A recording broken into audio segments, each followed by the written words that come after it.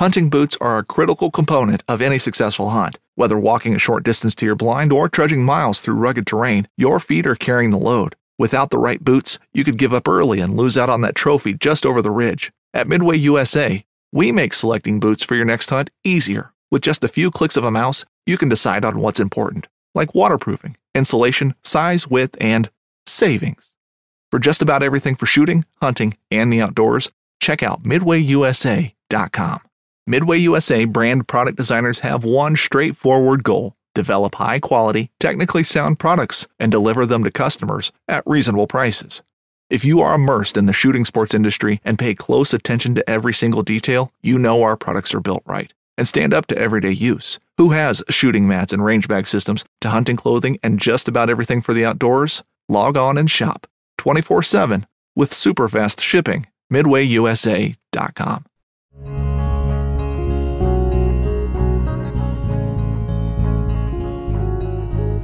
Welcome to the Casting Across Fly Fishing Podcast. I'm Matthew of castingacross.com, where I explore the quarry and culture of fly fishing. This is episode 133, and we're talking gifts. Now, this is being recorded at the end of May, and so the next gift-giving occasion is graduation/Father's Day. And that's a great time to get somebody some fly fishing stuff. But of course, there's all sorts of occasions coming up, whether it be birthdays or way down the line, Christmas, and you're really basically all the way around the calendar again, Mother's Day. There's always a great opportunity to get somebody a fly fishing gift. The problem is, fly fishers are notoriously difficult to shop for. We like the stuff that we like, and if we're really into it, we probably have everything we need, and if we want something, we probably go out and buy it, or we have a very particular idea of what we want. So as a genus of people, we are notoriously difficult to shop for. I know that I am, and I know the fly fishers in my life that I've bought gifts for, I have had a lot of work and trouble to try to figure out what they want. So what I want to do in this podcast is not necessarily say, hey, here are 5 great gift ideas, this product, this product, this product, and so on. Now, I could do that, and there'd be a lot of value in that. And in fact, if you want ideas, you can go back through the 132 episodes that come before this and fast forward to like 2 minutes before the podcast is over, and there's a recommendation for something at the end of every podcast. So I've recommended 132 things. Now, to be fair, sometimes it's a website, sometimes it's like going and doing something, but there's probably over 100 gift ideas just embedded in the podcast. And I've done some other gear-specific podcasts over the last 132 episodes, nearly 2 years of podcasts. And if you go to castingacross.com, I have tons of gear reviews. And I absolutely love talking about fly fishing gear because I love the tangible nature of it. I like how it is what gets me to the fish and gets me outside. Of course, it's not the end unto itself. It is the means unto an end. But there's some joy in it. I think that you might as well enjoy the stuff that you use on the way to the ultimate destination, being the fish, and really more important than the fish, the time outside. So it's not the most important thing in the world, but it can be valuable, especially if it's something that means something to you. If it was given to you by someone special, if it was given to you at a particular time, or you found it at a particular time, you went out and bought it and you saved for it, or you shopped for it, or you needed it for a certain thing, and then you got it for that thing, and then you used it to catch that one fish or on that one trip, and now you have it with you all the time, and so it has all that tied up in it. So what you get for somebody, whether it be for this Father's Day or graduation season or some other gift in the immediate future, could very well be that thing that they say, I got this from so-and-so, and it means a little bit more than the thing I could have gotten on the internet myself or walked into a fly shop and bought myself. So what I'm going to do, hopefully for you, is not necessarily give you the products to buy, although I would recommend the products. Some of them I've never touched. I've never laid eyes on physically. I've seen them on social media, or I've seen them on the internet or something like that. But I want to give ideas of the kinds of things that you could look for. If you are stumped at either giving a fly fisher or as a fly fisher having ideas to give somebody, so you know, the first group of people is you are trying to buy for somebody and you don't know what to buy for them. Secondly, you want stuff, you just don't know how to ask somebody for a weight forward 5-weight line that has a particular taper on it without just basically saying, hey, here's a link, go on Amazon and buy it. That's no fun. Well, I mean, it's utilitarian and it works, but it's not particularly fun and doesn't have a whole lot of soul into it. So what I want to do in this podcast is give some ideas of qualities to look for and just kind of some parameters that I am shaping around the tagline to the website. So castingacross.com is the quarry and culture of fly fishing. The quarry and culture of fly fishing, because as much as we are all about catching those fish, there's other stuff that we're interested in as well. And some of that stuff really has no bearing on what you do on the water. It might come with you, but it might just remind you of your time on the water. So that is what we are going to be talking about today when it comes to gift-giving ideas. So I'm going to start with that. I'm going to start with the culture of fly fishing. What is some stuff that you could give or get as a fly fishing gift that isn't going to necessarily impact your time on the water, although it could, but it is going to kind of have that link to your time on the water and your fly fishing? The first one is a company I've just been seeing all the time on social media. Whatever they're doing, the algorithms or their marketing or whatever is hitting me exactly where Instagram thinks I need to see stuff. So I ended up following Angler's Coffee. Angler's Coffee is out of Washington State, and they make coffee. They make coffee. Of course, they have mugs and they have hats and they have other kind of coffee-related periphery. But the cool thing about them, from just looking at their website and looking at their stuff, is their branding. So they have coffee is their bread and butter. And they have single origin coffees, and their names are Caddis Blend, Woolies Blend. They have the Coachman's Blend, the Muddler's Blend, the Green Drake Decaf, and some other ones. And cool artwork, and all it is coffee. So what's special about this? Well, this is a way to show somebody who fly fishes and who enjoys quality coffee. It's a step above what you grab from the grocery store, that you get them, that you understand them, that you were thinking about them. And it's just a really cool idea. They have, it looks like they have not just pounds of coffee, but you can do gift boxes, you can do subscriptions. So, I mean, you can be in this for $15, or you can go well over $100 to get somebody every coffee, as well as a mug and a hat and a little press and all that sort of stuff. But this is the kind of thing where you can kind of take it a step up. You know this person doesn't need more flies. They don't need another fly box. But this is something that ties in with what they like to do, and they can use up, and then maybe they can get turned on to something that is unique and different that they can follow up and continue to get more and more of. So Angler's Coffee, their website is anglerscoffee.com, anglerscoffee.com. Second thing that kind of ties into the culture of fly fishing is a product I've been talking about for years because I think it's awesome, because there's absolutely no way you can exhaust the gift giving or gift receiving aspect of the Angler's Pint. The Angler's Pint. Their website is anglerspint.com. And Karen Talbot paints fish, big, high quality, hand-painted fish, and then that art gets transferred onto pint glasses. But these aren't normal pint glasses. They are the Angler's Pint, which means that it can handle 20 plus ounces of beverage. So 16-ounce cans, right? You're going to pour that into a normal pint glass, and it is going to be going to the brim, and then you've got a couple inches hanging out the bottom of that can. If you want to pour it all into a glass and not worry about that head going everywhere, then this is the glass to get. And there are so many options. That's what I was saying. I've been recommending this thing for years, and I have no problem doing so, because you can continue to buy these for somebody. You can then fill up their little bar or their cabinet with all sorts of different glasses. They got golden trout and largemouth bass and stripers and salmon, and they've got bluefin tuna and permit and bonefish and rainbow trout and red drum, and you name it. The list goes on and on and on. The two I have, I've got their regular brook trout and their 2-year anniversary brook trout. So they're 2 brook trout, but they look different. So I love these glasses. They can take an entire big pour, and they're just a lot of fun, and just another cool thing that you can have, which again doesn't impact your time on the water, but it's just a fun thing that you can keep on hand and that has that little fly fishing tie. So it's Angler's Pint. The third one, and this is something you can absolutely take on the water with you, it's from Remedy Provisions. So Remedy Provisions is all sorts of hats and apparel and stickers, or decals, excuse me. So I've got a couple decals from Remedy, and Nate Carnes is the one who designs and makes this stuff, and some really cool artwork. There's some very subtle things. These days I feel like it's a lot of loud and flashy designs and colors, and that's not everyone's bag, particularly folks over a certain age demographic. But what Remedy provides is some really subtle designs. There's some flag style trout patterns, so it's not going to be big and gaudy.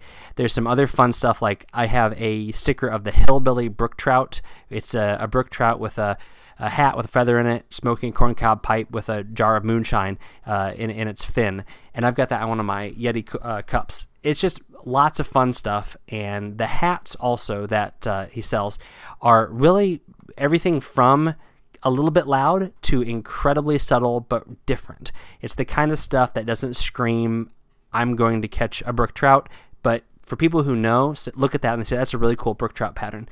So really cool stuff. There's a plaid flannel hat that is incredibly cool. It was sold out at Christmas time, so I didn't get it. I'm looking at it right now, and it's back in stock, so I might have to take a gander at that. But check that out at remedyprovisions.com. So again, somebody might have a favorite fishing hat, and this is a way to get them something else.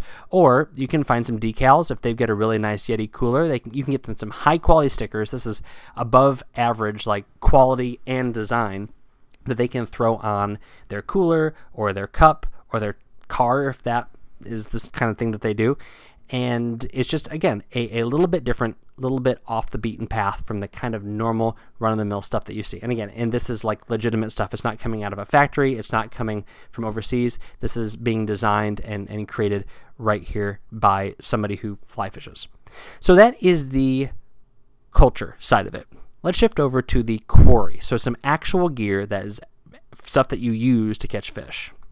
The first kind of thing that I want to point out is something I mentioned a couple weeks ago on my recommendation, and that is the Legacy Collection from Vitavu. So if you've been listening to the podcast for any length of time, you know that I absolutely love Vitavu products. That's gear for packs and storage that is made by hand in the United States of America. It is the highest quality. And you can get for $30 all the way up to $200 a piece of gear from their new Legacy Collection that will last forever. All their stuff will last forever, but this is made out of wax canvas and leather. And so if you want a really nice reel cover or a really nice fly wallet or a leader wallet for a gift, this is a great option. It comes in gray or olive, and it's the kind of thing that can replace the nylon reel cover that came with someone's reel. So this is the sort of gift that you can get somebody, and even if they already have the thing that does what the Legacy reel cover from Vitavu can do, this is an upgrade. The same thing with the fly wallet, or if you wanted to go up all the way to the top tier, one of the slings or the backpacks. Just really good looking stuff, and it is going to absolutely last forever. So this is the kind of thing that, you know, it might sound silly to say that this will be handed down, but there's no way in the world this is going to wear out from one person using it. So it's a really cool piece of gear from a really good company doing very good stuff. So Vitavu Legacy Collection, again, little stuff all the way from wallets for leaders and flies and other gear all the way up to packs. The next thing that is a gift that you could give anybody, even if all you know is that they fly fish in Pennsylvania on spring creeks, or they fly fish and they live in Montana. If that's all you know about this person, if you go to ascentflyfishing.com, you can go to biologist packed fly selections, and you put in the information, give them a price range, and they will pick out flies for you for that person. If you have no clue about anything about fly fishing where this person lives, then you can get on there and they're going to do all the work for you. They take a very scientific approach to fly selections. There's so much stuff on this website. I've talked about the Stream Oracle kit that they offer, which is a stream survey pack that you can carry with you and figure out what bugs are in your water. It's a really, really cool website. Ascent Fly Fishing has got all sorts of stuff, but the biologist packed fly selections are a great way to give a gift to somebody who is fishing somewhere that you're not very familiar with. And although I would absolutely also suggest calling up a local fly shop, if that's something that you're not comfortable with or you want to do it very quickly, getting on a scent, flyfishing.com is a great way to make that happen. So that's something to check out if you want to give somebody flies, because especially if somebody doesn't tie their own flies, they're always going to need flies. Even if somebody does tie their own flies, getting flies is always a nice thing, because if you do tie, you might see some things in these fly assortments that you've never tied before, and now it's going to get those wheels spinning. So check that one out also. And the third thing that I would put in the category of the quarry of fly fishing is tools. There's no reason to not have more fly fishing tools. For one, they're small. They're not going to take up a whole bunch of space. So it's not going to be like getting some giant thing that you now have to like find a spot for. But loonoutdoors.com, Loon's tools are great. I use almost exclusively Loon tools. I have a couple other things here and there, but Loon tools are great. They're Rogue Quick Draw forceps. So Rogue Quick Draw forceps. They're $25, and they are forceps that are a great little machined tool with a carabiner on the handle. My hand fits into it perfectly. I don't have to clip it on to my pack or on my waders or something like that using the forceps themselves. I just use that carabiner. It's awesome. They're Rogue Zinger. You know, zingers are something you don't think about until yours isn't working right. Their Rogue Zinger is bulletproof and awesome. So there's all sorts of stuff. I'm scrolling through right now, and there are dozens upon dozens of different tools. They also have their classic scissor forceps, which are some incredibly bulletproof forceps. So there's all sorts of stuff on here that you can kind of set like your budget and then bundle a bunch up. You know, if you want to spend $20, you can get a great tool that somebody will definitely use. And then if you want to spend $100, you pick 5, 6, 7 things, put them all together, send it to them. Maybe throw in a hat. Loon has some really cool hats. I've got one of their hats that is just like a 1970s looking hat, and I absolutely love it. But this is the kind of thing that someone will find a use for. If it doesn't go into their primary pack, it'll go on their secondary pack. It might go onto their waders as opposed to into their vest, but they're going to find a use for it. And that's what you want to look for if you're buying gear for somebody, if you don't know exactly what they want. What's something that's versatile enough that they're going to find a use for it? You don't want to try to shop for that niche gear unless you know that person incredibly well or they've dropped some very specific hints. So those are the two big categories of fly fishing gifts that I think about when I'm thinking about what's a good way to give somebody a gift. Kind of the culture style gifts, the things that just kind of glance off fly fishing. A fly fisher will appreciate it, but they don't have to use it on the stream. And it's the kind of thing where you don't need to know them and how they fish a whole lot to be able to buy it for them. You might need to know species or what else they're into. And then the quarry side of things, these are things that they will take on the water, but they probably don't have it. And if they have something like it, you can get a better version of it. And they're going to definitely use it and add it into their repertoire. All right, I have a couple more ideas that are a little bit more expensive, but I think they're worth pointing out. The first one comes in at $350, which is a pretty good gift for, Father's Day, but it might be what you're looking for. And that is the new field kits from Redington. These are fly fishing kits, which are often looked at as kind of the Walmart sporting goods store way for people to get into fly fishing. I mean, that's how I got into fly fishing, a $25 Crystal River combo from Sports Authority. And it served me very well, but I quickly outgrew it. The field kits from Redington are meant to be that solid rod and reel that you can use for a long time. And the only way you're going to grow out of it is when you go to a premium rod and reel combo. So they have one for trout, salmon, bass, coastal cold water, and tropical saltwater. And it is incredibly high quality gear. This is not something that a beginner or an intermediate or even advanced angler is going to sniff at.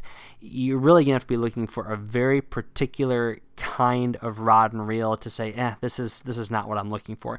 These are very, very versatile.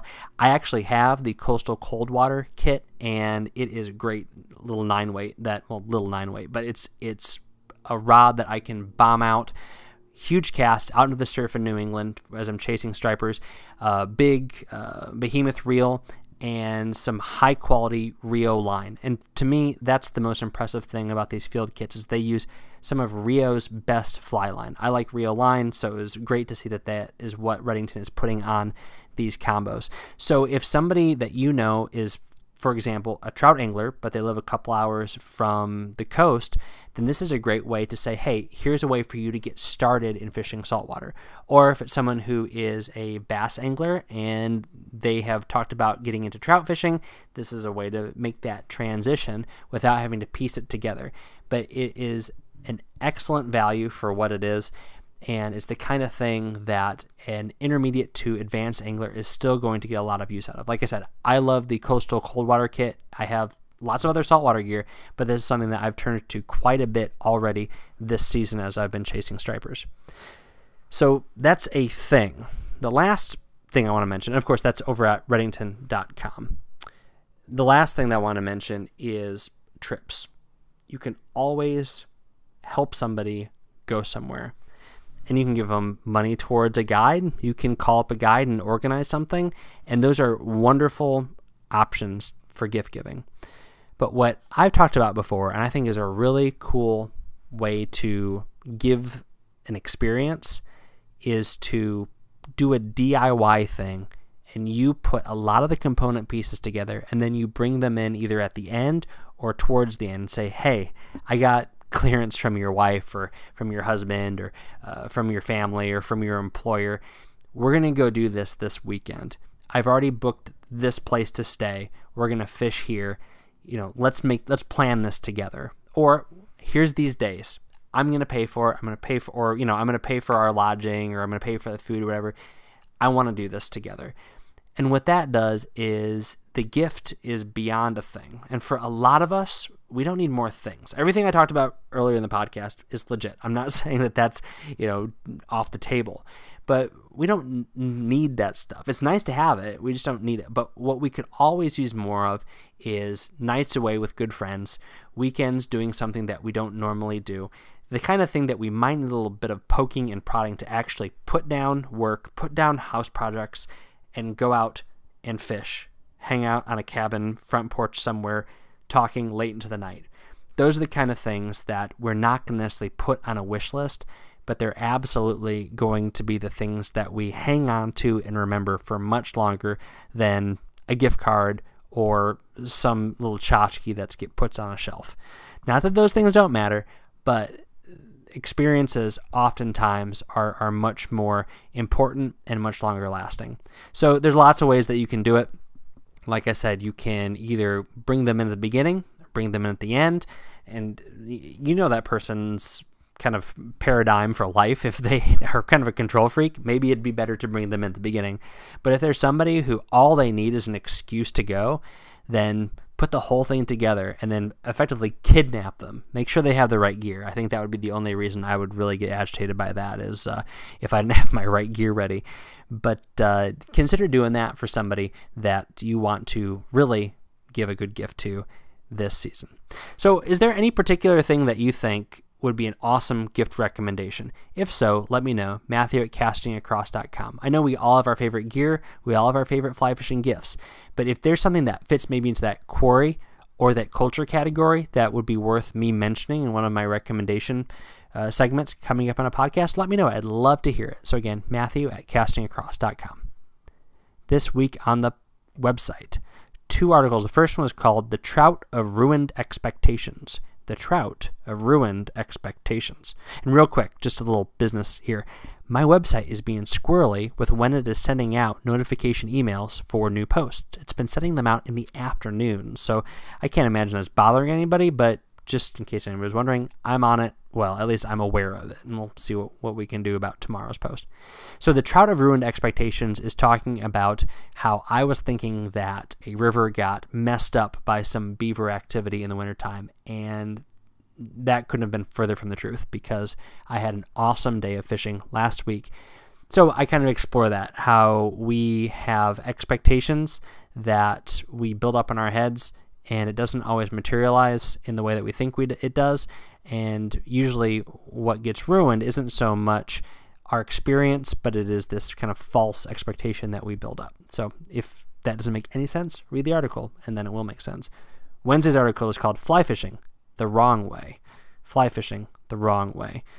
I start off with a very glancing take on an argument I had with somebody when I was part of a conservation organization's work group for youth education, and they thought that we could only teach fly casting one way, and it had to be standardized across the country.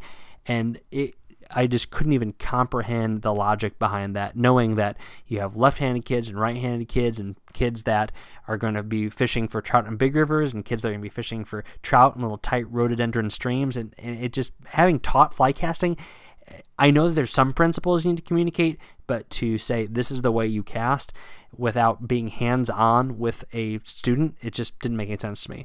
But that kind of was the lead-in to a lot of conversations I've had about, well, you have to fish this way. You have to present the dry fly in this fashion. You can only nymph at this angle. Flies cannot be retrieved under these circumstances, blah, blah, blah, blah, blah. And how I caught a really nice fish a couple weeks ago fishing in all of the wrong ways. So you may be able to identify with that, or it might make you angry that I am proposing such a thing. But that is what I wrote about, so you can read it. This week's recommendation on the podcast: visit the websites that I brought up. So every product or every website of the companies that I talked about, I'm going to put on the show notes of this page on castingacross.com. Do you have any experiences with them? Because like I said, I haven't used all of these. Some of this is like stuff that I want to put on my wish list as a fly fisher, as a dad, somebody who receives gifts, who maybe doesn't necessarily need a lot of stuff, but looking at things saying, oh, that's actually kind of cool. I wish I could have something like that, as opposed to another pair of socks. Although socks are really good. Socks could have made this podcast, because you can always have more socks. But I digress. Head to the show notes of this podcast page on castingacross.com, where you can find links to every website that I mentioned in my recommendations. And again, like I said, let me know what you think about these products or others at matthew@castingacross.com. And lastly, thanks again for those who are leaving reviews and ratings on iTunes. Still not 100% sure what that does, but I know enough to know that it is a good thing for getting this in front of more eyes and ears. So thanks for listening to the Casting Across Fly Fishing Podcast. Please subscribe in the favorite podcast app and rate the podcast in iTunes. Then head over to castingacross.com, where you'll find more info on this podcast and 3 posts a week on the people, places, and things that go into the pursuit of fish.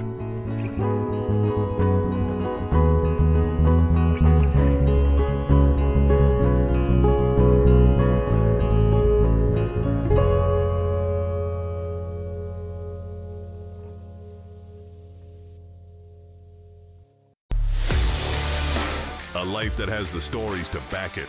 A life to be proud of. It's a Winchester life. Yeah, baby. 6'8" Western. Oh, mule deer, baby, right there. Tune in every Tuesday at 7 p.m. Eastern on Waypoint TV.